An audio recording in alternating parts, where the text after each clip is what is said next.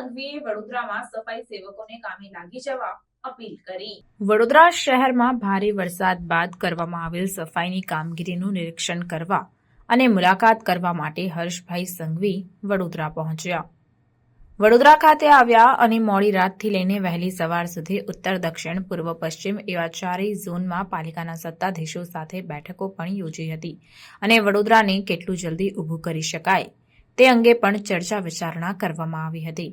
હર્ષભાઈ સંઘવીએ વડોદરાને 2 થી 3 દિવસમાં ઊભું કરવા માટે સફાઈ સેવકોને પણ કામે લાગી જવાની અપીલ કરી અને દિવસ રાત એક કરી વડોદરાને ફરી એક વખત સારી સ્થિતિમાં લાવી શકાય તે માટેની અપીલ કરી હતી। અત્યારે ઉલ્લેખનીય છે કે હર્ષ સંઘવીએ જણાવ્યું કે જેટલી પણ મદદ જોઈશે તેટલી કરવામાં આવશે। વડોદરાની મુલાકાતે આવેલા હર્ષ સંઘવી વિવિધ વિસ્તારો જેવા કે ઓલ્ડ પાદરા રોડ, અકોટા, સમા, દી ભીમનાથ બ્રિજ, માંજલપુર, સયાજીગંજ, મુજ મહુડા, વાઘોડિયા રોડ, સંગમ સહિતના વિસ્તારોની મુલાકાત લીધી હતી અને લોકોને પણ મળ્યા હતા। લોકો સાથે તેઓ દ્વારા વાતચીત પણ કરવામાં આવી હતી।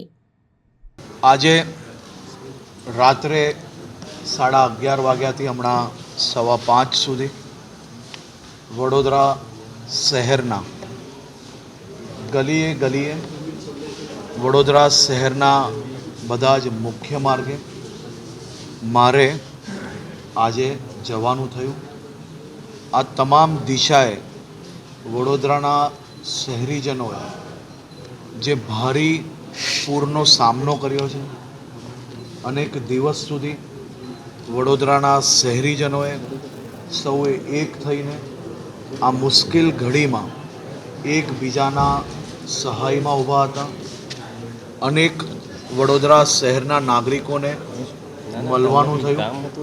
સૌ નગરજનોને 2 હાથ જોડીને વંદન કરીને જે લોકો પૂરની તકલીફમાં નહોતા એ સૌ નગરજનોએ જે નગરજનો પૂરની તકલીફમાં હતા તેની મદદમાં ઊભા હતા એવા નગરજનોને સૌ ચૂંટાયેલા પ્રતિનિધિ, સરકારી તંત્ર સાથે મળીને આભાર બી માન્યો।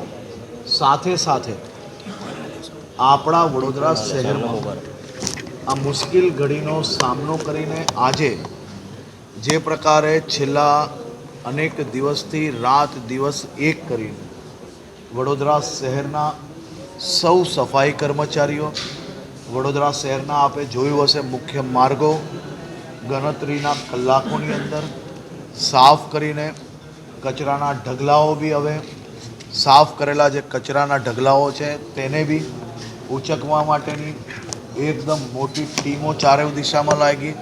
આજે વડોદરા શહેરમાં આખી રાત આજે સવારે 8 વાગ્યાથી કામે લાગેલા આ આપણા સફાઈ કર્મચારીઓ, વડોદરા મહાનગરપાલિકાની ટીમ, સુરત મહાનગરપાલિકાની ટીમ, અમદાવાદ મહાનગરપાલિકાની ટીમ, આણંદની ટીમ, આ બધી જ ટીમો ચારેય દિશાએ કામે લાગીને મોટા ભાગનો કચરો બહાર નીકળવામાં સફળતા મેળવી છે।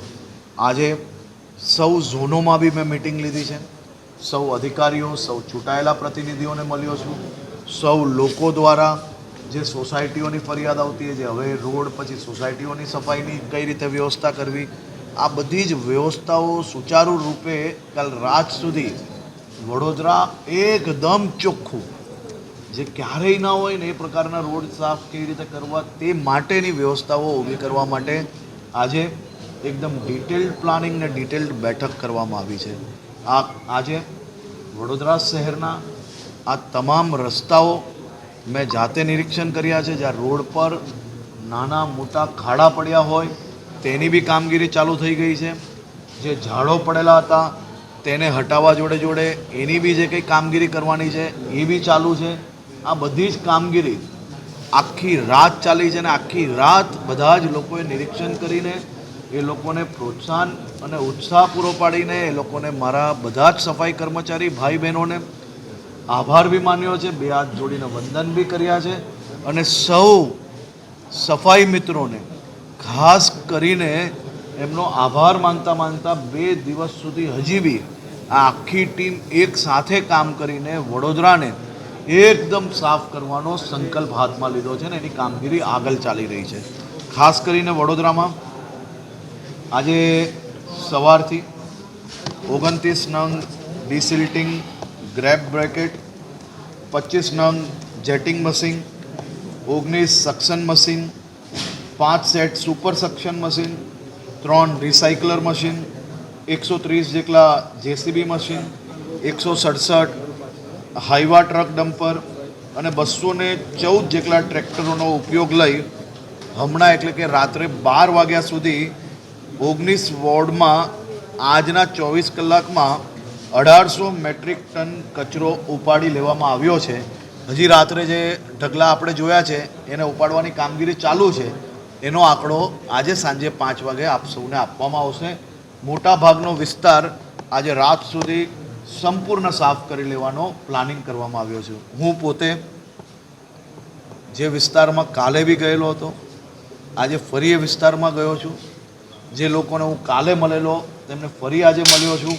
રસ્તામાં જે લોકોની ફરિયાદ મળી તે લોકોના ત્યાં ટીમો મોકલી છે અને આખી ટીમને અલગ અલગ જવાબદારી તમામ લોકો અલગ અલગ ઝોનની જે લીધી છે એ બધા જ ભેગા મળીને કાલે મોડી રાત સુધી મોટી કે કાલે આખી રાત બી કામ ખેંચવું પડે તો બી ખેંચીને પરમ દિવસે વહેલી સવારે આખું વડોદરા સંપૂર્ણ સ્વચ્છ અને સ્વસ્થ થાય તે માટેની યોજના બનાવવામાં આવી.